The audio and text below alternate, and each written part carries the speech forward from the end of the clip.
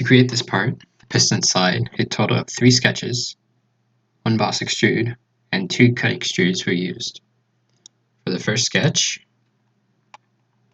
we used vertical, horizontal, and symmetrical constraints about a center line to create this sketch using the shown dimensions. We then extruded that sketch using the blind option, a total of 36 millimeters. For the second sketch, we used convert entities to create this rectangle on the pre-existing part.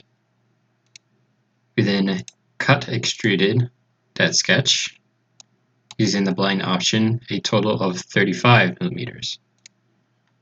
Finally, for the third sketch, we created a rectangle using vertical and horizontal constraints using the shown dimensions on the bottom of the pre-existing sketch.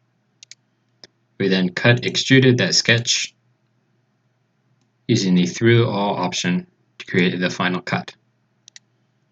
With this, we arrived at the finished part.